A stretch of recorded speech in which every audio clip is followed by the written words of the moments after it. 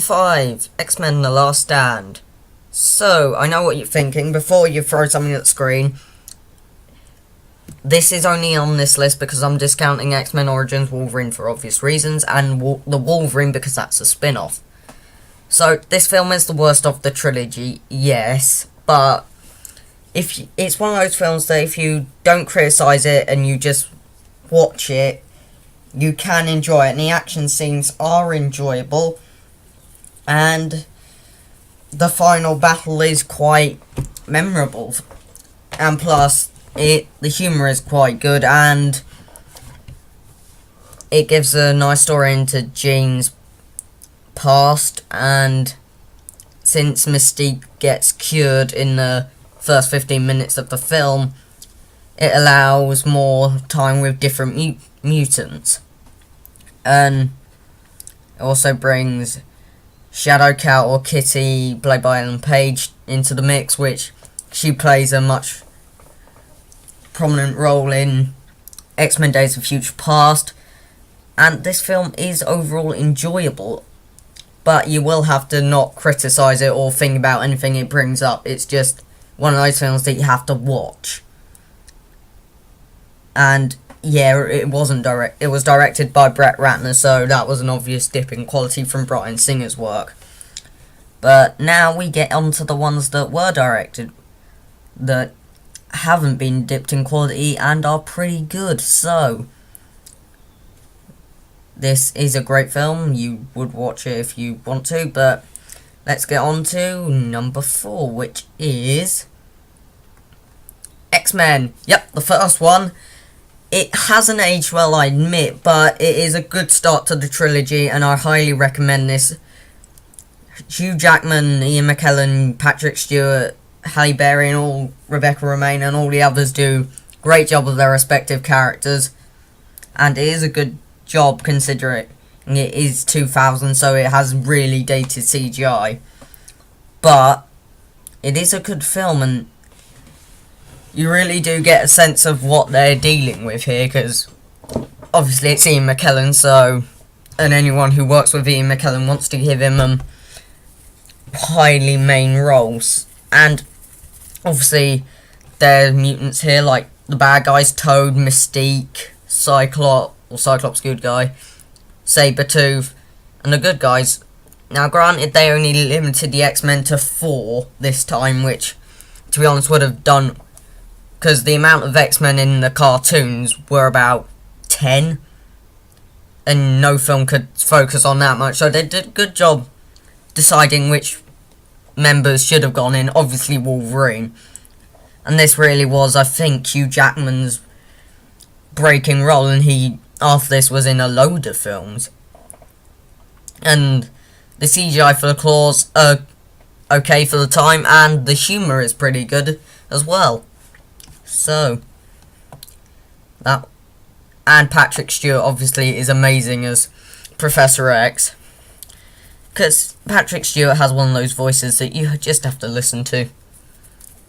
You can just close your eyes and see a wise old man. And the new uniforms are good as well. They're leather instead of campy uniforms. Yay. So, on to number 3, which is X-Men First Class. Yep. This is Matthew Vaughn's first X-Men film, and he would have, a bit of trivia, he would have directed X-Men Last Stand, but he pulled out because he thought he wouldn't have enough time to finish the project. So he directed X-Men First Class, and this introduced James McAvoy, Michael Fassbender, and Jennifer Lawrence to the roles of Charles Xavier, Eric, and Raven, or Professor X, Magneto, and Mystique. And these were, all 3 of them were relatively unknown at this time. Hunger Games hadn't come out, and James McAvoy and Michael Fassbender were only known for minor roles, so this was their breaking role as well, and they did a brilliant job. And an X-Men film without Wolverine actually was possible. I'm saying that, but Hugh Jackman does make a great cameo as Wolverine, and the period setting is amazing. The mutants here are great, and Michael Fassbender and James McAvoy do a great job here. And the bad guy, played by Kevin Bacon, yes, him from the EE adverts, other phone networks are available. He does come in here as well, and he is obviously a mutant, and the scale is bigger than anything.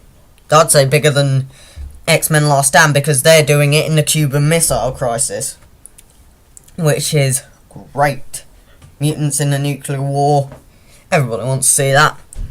But now we're on to the big guns, the top two.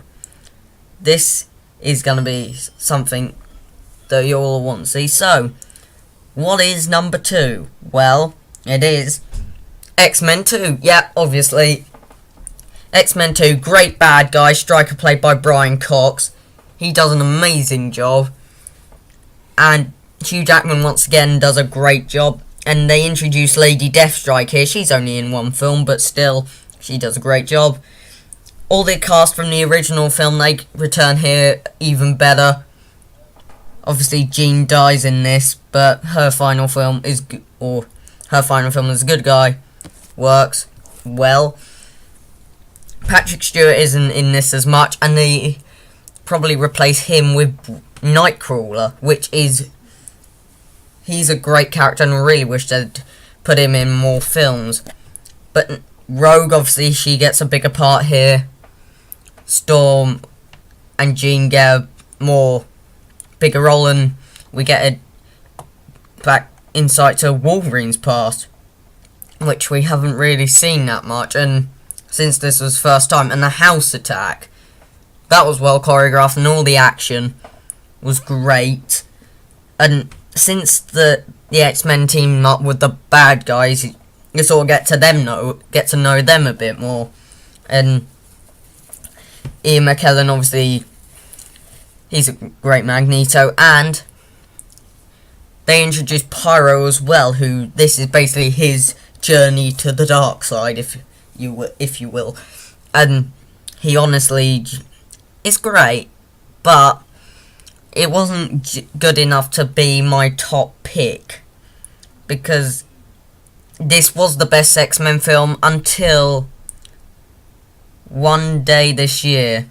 And if you know where I'm going with this, and if you don't know where I'm going with this, you're about to find out, because number 1 is X-Men Days of Future Past. Yep, the franchise came back in 2011 when X-Men First Class. They successfully re-railed the franchise, and now X-Men Days of Future Past brought all the good things about the original trilogy, and X-Men First Class put them together, and it had 2 Professor X's and Magneto. She had Patrick Stewart and James McAvoy and Ian McKellen and Michael Fassbender. But Ian McKellen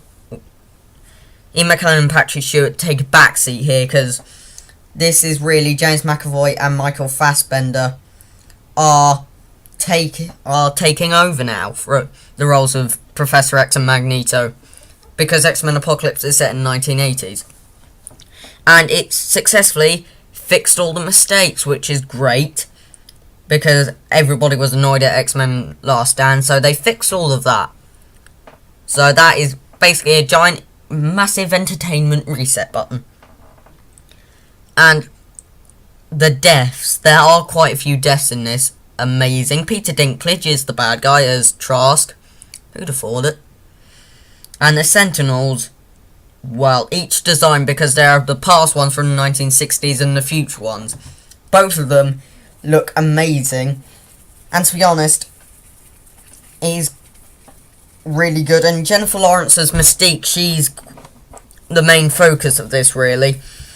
And it is she does a great job. And considering they're taking over now, it's now their roles, they do a great job. And considering they've introduced Blink, Sunspot, Warpath, and, well, they all die in this film, but they do a great job of that. So, see you next time.